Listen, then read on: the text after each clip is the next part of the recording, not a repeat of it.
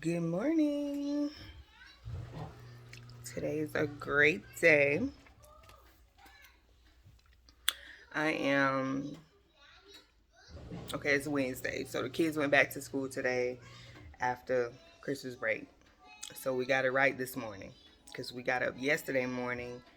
Everybody was dressed, ready to go, waiting on their buses. No bus. So they went back to school today.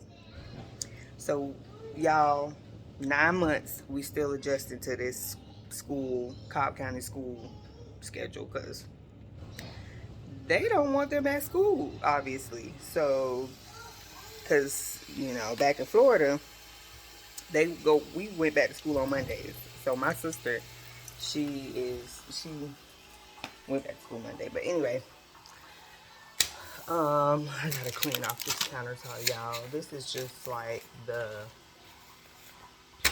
is the catch-all, and it bothers me so much. But yeah, this morning, went smooth. Um, my only concern was with the baby because I know her timing and when she wakes up to eat, and that's exactly what she did. Um, Aria and Serenity, the other two youngest, they were up at like 4 something. So Ari was telling me she was up when her daddy was up going to work, and he left for work. He said I didn't even hear him leave, but she was up.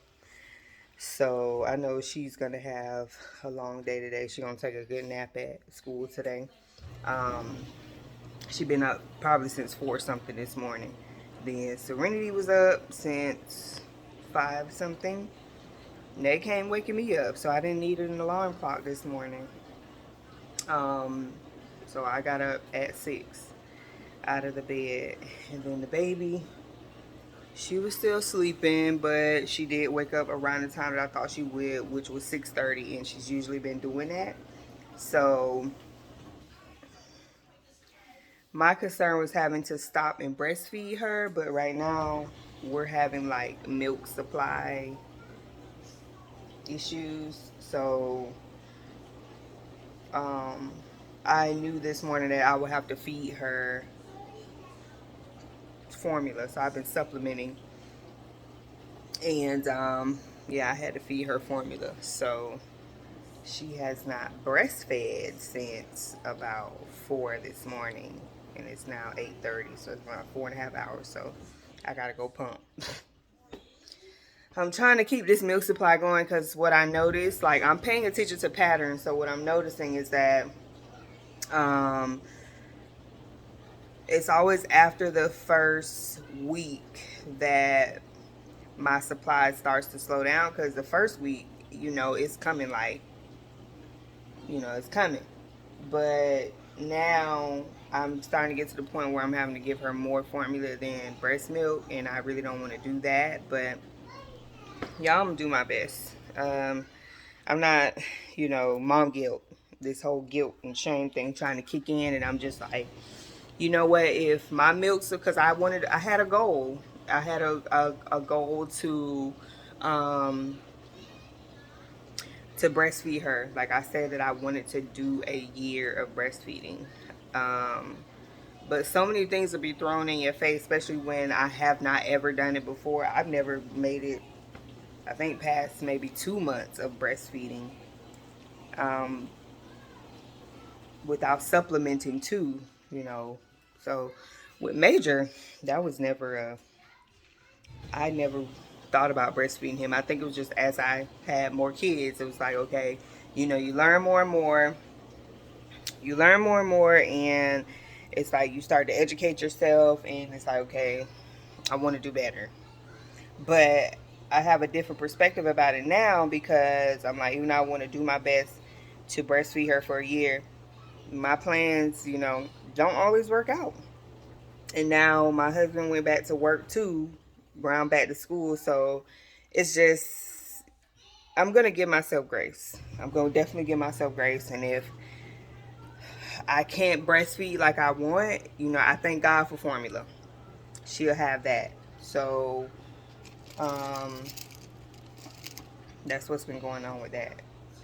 and I'm okay with it. I'm okay with it because just like I wanted this all natural birth and a doula and no complications and no meds, and that's exactly what happened. So you just, don't know. Let me prop this up here. I mean, you just don't know, and sometimes things are out of your control. So, um, I, it is what it is. It is what it is. So, I'm staying away from guilt and shame and stuff like that because this is not my first rodeo of having a child. This is the fifth time, and it didn't work out all the other times. And I allowed guilt to really set in, and I'm not gonna do that this time. So yeah. Anywho, so now it's me and Rennie back to school. It's not just me and her anymore. Now we got the newborn. So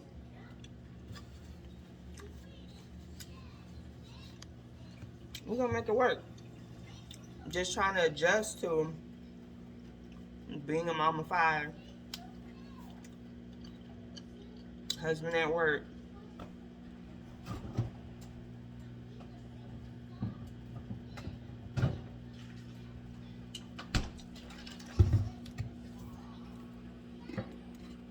Got my coffee. But this is not my first time doing any of this, so I definitely cannot make myself feel horrible about things not working out the way that I wanted them to. Because, when it comes to kids and you trying to have all of the control in this perfect plan and it don't work out, then it just don't work out. So anyway, like I said, I had to feed her a full bottle this morning. I think she drank 3 ounces of formula this morning. And I know on her next feed, I'll be able to breastfeed her. So it's when I go these long, a couple hours, that's how my milk is going to produce. But either way, I feel like if I'm doing both, I really don't want to do both. But if I'm doing both for right now until we adjust, as long as I'm still feeding her and giving her, what's made for her, I'm okay with that. And she still mostly gets breast milk over the formula. So we'll get it. We'll get it. Like as I learn and educate myself, and I'm gonna plug into like some lactation because she's not even latching properly. So that's another issue too. Like she will like she's just not latching properly. So if you're a mom and you know about the breastfeeding stuff, you need a good latch for them to feed properly, empty out the milk, and that also communicates with your body and says, okay, she's emptying it out. This is how much she needs. But if she's not latching properly, she's not emptying my boobs out. So what I've been doing now is I pump one side and then I let her feed on one side, because when she feeds on one side, she just takes a long time to eat and she want to sleep, and then she's not getting it fully, so she's just taking her time. She sleeps. So now, not only that, most of the time she'll feed on one side and then maybe 30 minutes or 45 minutes later she wants to wake up and I'll feed her on the other side. So that's just how my body is going to produce. But I'm going to work with her. I'm going to work with her, and we're going to get this. We're going to get it. So yeah, I think also I may have to wake up and pump 30 minutes or so before the kids wake up for school. So I'm not missing too much time in between feedings. So say for instance she wake up at 3 o'clock, around 3 o'clock to eat, at least hour, 3.5 hours. No, she feeds for like, so at least 2.5 hours later, after she's done feeding, I can pump, and that's kind of also telling my body like, okay. So, but I get it. I'm giving myself some grace. I'm taking time. I'm not gonna act like this has to be perfect in the beginning. Y'all, I have learned not to be frustrated over a lot of situations because how I respond to things in the past,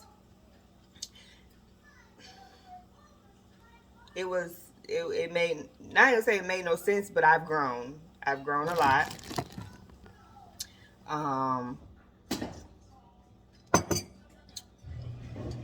I've grown a lot.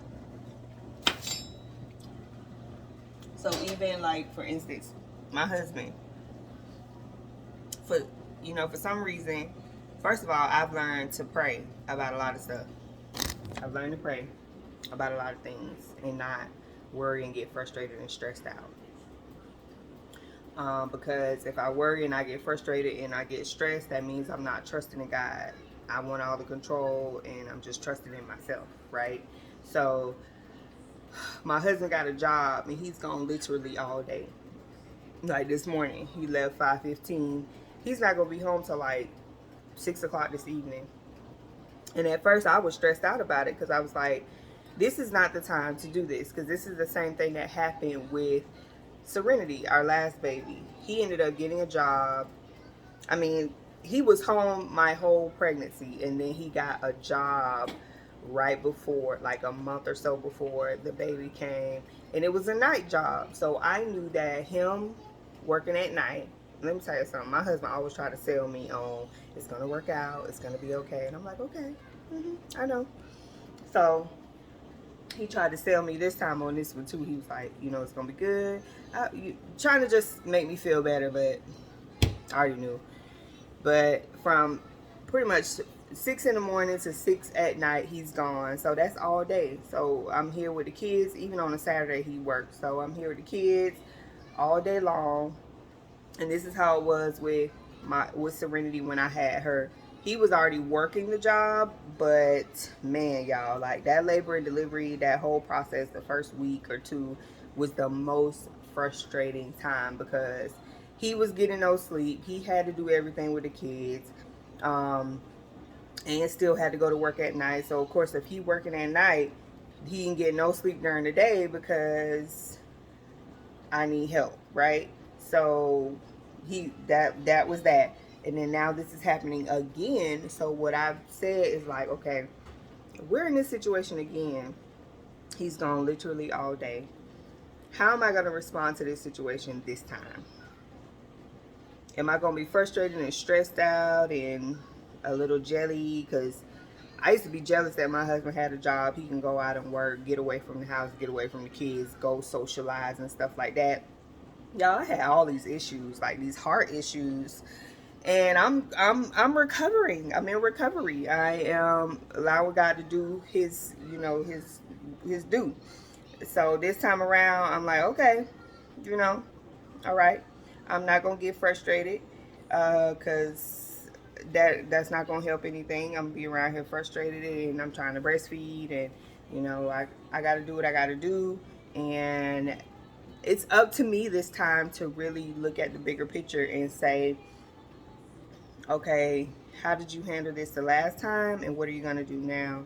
And I'm just like, you know what? I'm going to really work on me. Like, I'm not going to focus on the fact that he's not here, he's not helping, and when he come home, it's a little couple hours and blah, blah, blah. Like, I'm really going to put my all back into me and what I love, because even this morning I realized that I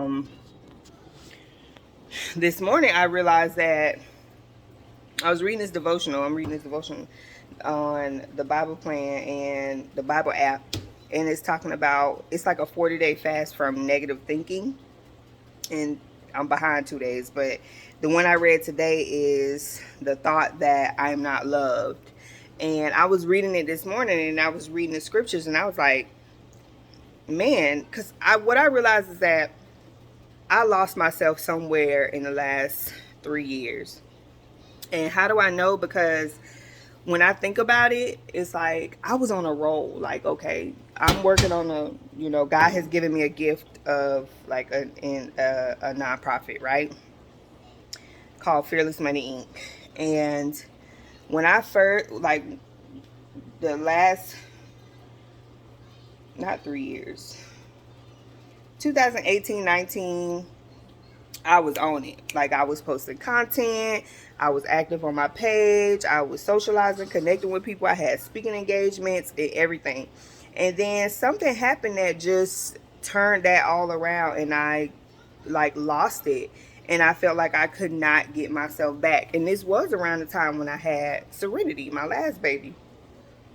And I do believe it happened in the time when he had gotten a job, and like stuff just started to happen. And I was just frustrated, and it was the way I was handling it. And I lost myself in that moment because I love creating content. I love uh, just being encouraging and stuff like that. And I believe when that happened, I lost love for myself. And that's what that Bible plan reminded me of this morning. It's like, you know, God loves me so much, and I wasn't loving myself, because if I was presenting myself and creating content and doing what I love, then I wouldn't have stopped, right? I probably would have slowed down, but I wouldn't have stopped in the way that I did. And then I couldn't understand why it was so hard for me to get back to it. I was like, man, like, especially when I think about like what I attracted and who I attracted just through being consistent and doing what I love and showing up as me. Like I said, I got speaking engagements. I a mentor, like, y'all, that was so connected, and it just even showed me at the time that I was not ready for a relationship like that. So I did a video about not being ready for relationships, certain relationships, and it's really good because it was like a time for me to reflect. But I had a mentor come, like, she came to me because of what I was doing at that time. So even thinking back now, it's like, man, I lost love for myself because I'm looking at everything in the wrong way. Oh, he don't love me, he won't do this and that. Oh, they don't love me, they won't do this and that. Why they do me like this, blah blah blah. Like, that's what I was going through, looking at all the wrong people and thinking about all the wrong things. So I'm making sure that I don't do that this time. And I'm just trying to get myself back. Because it's like, where's the Crystal that loves to create content and show up? Where's the Crystal that just loves to be encouraging and be who God called her to be? And I noticed too, like the past year or two, I got so caught up in what other people were doing and comparing myself that I even came to a complete standstill. And how many of y'all know that is like, if you read your Bible, rebellion, rebelling from what God has told you to do. And I know Fearless Money, because even at that time, the grace of God, like just what was coming into my life when I was doing that, I was being obedient. But once I did that and lost love for myself and didn't want to do that stuff no more, I started comparing myself to other. And because I was comparing myself to what other people were doing and how it looked and stuff like that, it really made me not want to do anything. And then I just decided to not do it and be disobedient. So y'all know I struggled. And I've been struggling because I'm just not showing up in what I know I was supposed to be doing. So I just got to get back to that. So really, it's all about how you respond to situations and being aware, because if something familiar is coming back around again, and your level of awareness is not where it needs, your discernment, in the world, awareness, in spiritually, discernment, and your discernment ain't no point, and you're not praying and talking to God and saying, Lord, show me, give me wisdom. I've been praying this prayer like, Lord, all distractions, remove it. Show me, give me discernment. I don't want to be doing the same thing over and over again. This is where I am. I am in 2 situations right now that is replaying 2 years later, 3 years later. And I got to make sure I pass the test. So all that frustration and anger and all that stuff and responding in the same way, you gonna stay in the same place, okay? So yeah, I don't know, I guess that's my lesson for today. That's what I've been dealing with. Plus, I'm in a phase of like letting go too. So even in this again, like these things are coming back around again. It's like, okay, I know I need to let go of stuff. So I'm gonna share that too, like later on, like what financially, like, because if God is telling me to do Fearless Money Inc., God did not give us the spirit of fear, but power, love, and a sound mind, right? If He told us do not fear, He says there's so much in the Bible. You have to let go of things, and fear is portrayed in so many different ways, y'all. That's what I've learned. I love studying the brain, the mind. I love studying, like, now I'll get deeper in the word to really understand stuff. Shout out to Tiffany Montgomery, because she talks about how important it is to study words, like look up words, because your words have weight. And I just lost my thought. But listen, how you respond, you have to have wisdom. You got to be discerning, because there's no growth. You're going to stay in the same place and you're going to keep going through these same cycles until you pass. And that is where I'm at. So I know what I was going to say. So if God is calling me to a fearless money life, thank you. Why, like, am I living in fear in my finances, right? Why am I trusting more in the money providing for me versus God providing for me, right? And also the way I trust in money, and the way that I seek out money, and the way that I look for resources show where I am in my growth. So I'm just gonna be real transparent with y'all real quick. So I have, when I got my first, when I got pregnant with my first son, I don't plan on having no more kids. I got one son. Mm-mm.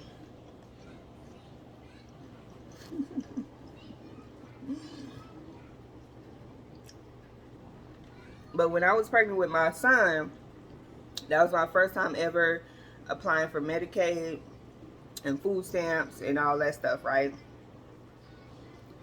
And it was really for the Medicaid. Like, how did I even come? Who knows? Probably the health department or whatever doctor I called to get prenatal care. You know, they tell you these things, because I knew nothing about Medicaid and food stamps and all that stuff. I didn't grow up that way. I didn't grow up on that stuff. But that was my first time being introduced to it. This is revelation for me right now. Like, this is a aha moment. Because I didn't grow up that way. I knew nothing about no food. I mean, I knew a little bit about the paper stamps, but that was just a glimpse. Where my mama got that from, I don't know. But I didn't live my life like that. Or if my mom did at some point, I ain't know about it. Medicaid, food stamps, all that stuff, I knew nothing about. That's not how I grew up. But the moment I got pregnant with my son, I was introduced to that stuff.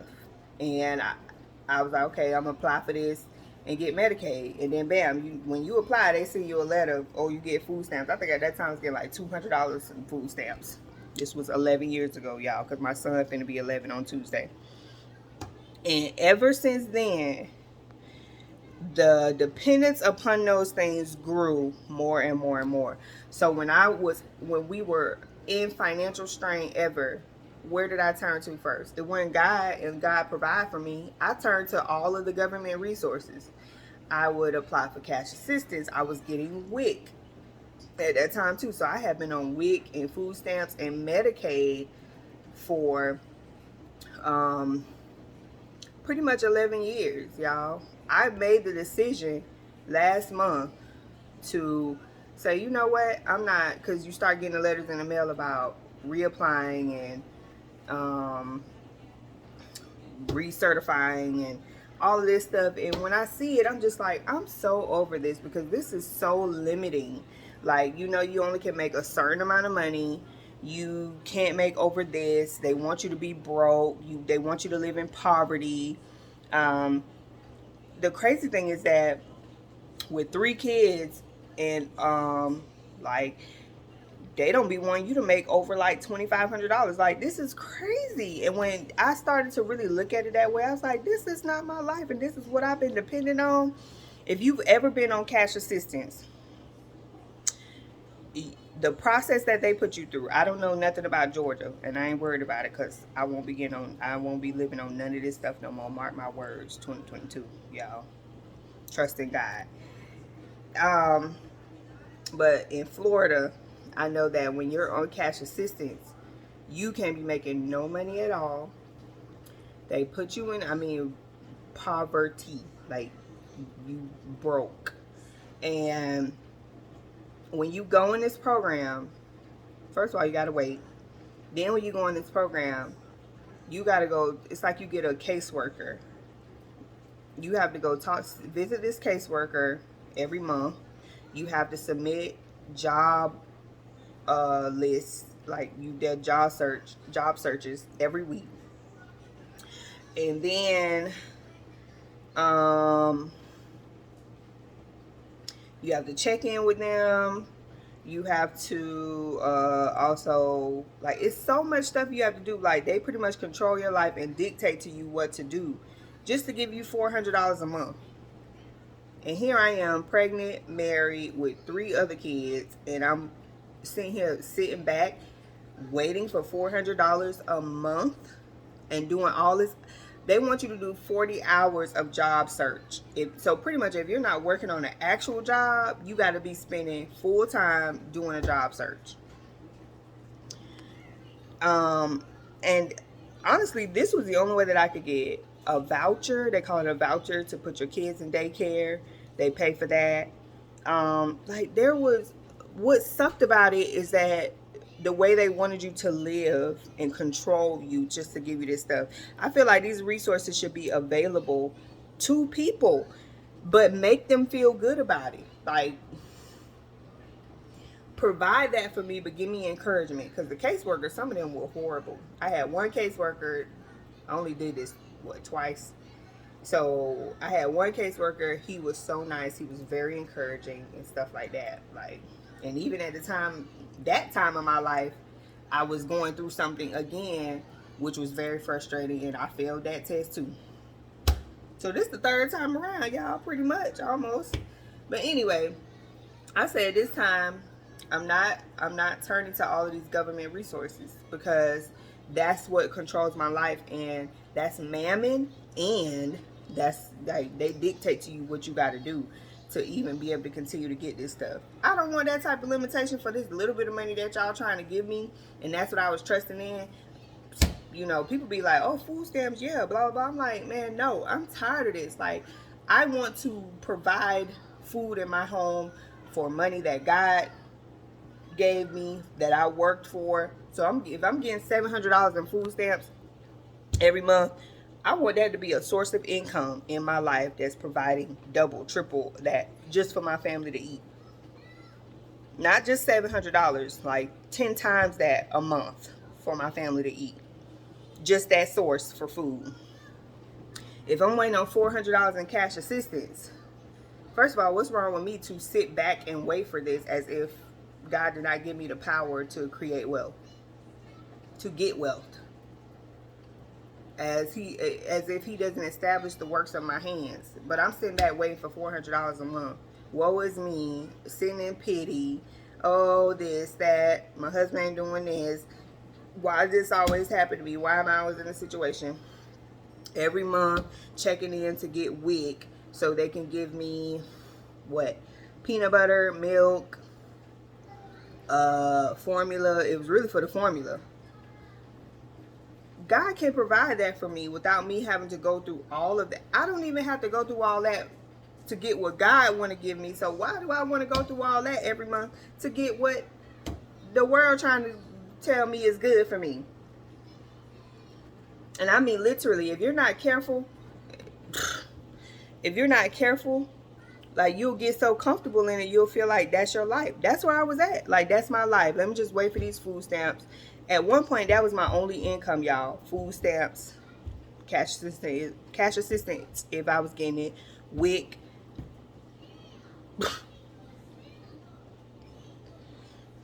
I said, no more.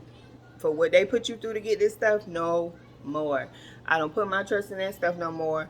Forget the food stamps. Forget the Medicaid. I want some real health insurance. Like, I want some real health insurance that can treat me and my kids. I can see good doctors. I can, even a source of income to pay out of pocket when we need to. Emergencies come up, health issues. Like, I've been going through so many health issues. Like, there are so many times where I needed to see a doctor. Even right now, like, just getting dental work done. I want a new full mouth of teeth. Like, I've been going through this for so long.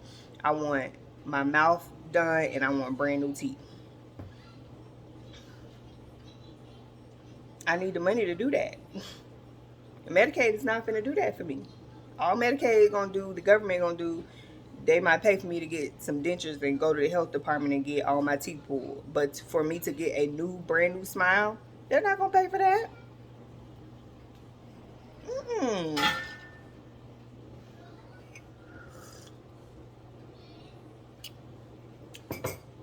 Y'all, this is crazy. It's just where I'm at. I'm just like, I'm over this. I can't live like this because that's a seed of poverty. And just imagine that I've been living like this with all of my children. And that stuff implants in your mind and in your DNA, and you don't even know that you open up, well, it can, not in your DNA, but like a generational curse, and you keep living like this thinking it's okay. But your kids watching you and they could be like, well, this is the max that my mom did. And maybe it could be because she wanted to keep getting the food stamps, or she wanted to keep living in subsidized housing where you can either qualify as low income. I don't want to do that no more either. Like, the apartment I'm in right now is they call it tax credit or a low income tax program. So pretty much they don't want you making over a certain amount for you to get lower rent to be able to qualify to live in their apartments. I don't want that. Because then I'm I see it as a resource, but what I'm saying is, like, I don't want to live like this no more because I've been living like this for so long. I didn't even grow up like this. I grew up in 2 big mansions. Like, my dad was a millionaire. Ew, what? What's that? Ew. Yo, boogers. I didn't even grow up like that, y'all, but yet that's the life that I'm trying to. Where is it? You wiped it off? You wiped your boogers? I love you. But I'm not even trying to, like, that's not what I'm trying to put on the generations of my children. No. I didn't grow up that way, and I don't want to live that way. But it's all a mind thing, you know, like. So I had to let go of all that stuff to say, Lord, okay, I'm ready to receive what you really got for me. You want me to live a fearless money life? I have no fear in my finances. I lack nothing. God provides everything that I need. He tell me not to worry. Don't be anxious. He said, be anxious for nothing. Pray without ceasing. Speak the word. So I'm like, Lord, your word says,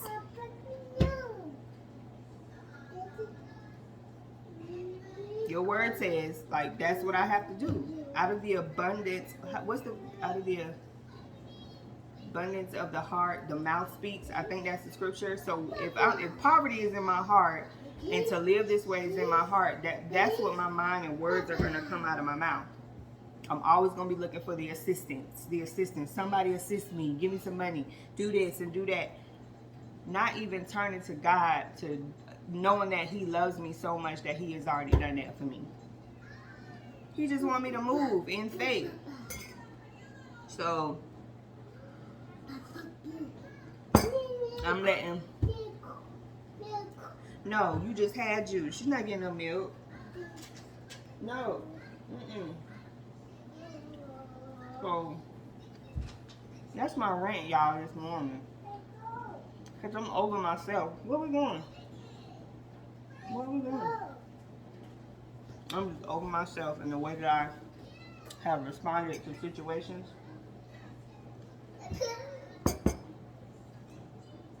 You're not getting juice. But let me go, y'all. Let me go drink my coffee. I thank God for this time and this recording, though. You know, the other day I was just like, I don't know. Lord, I don't know.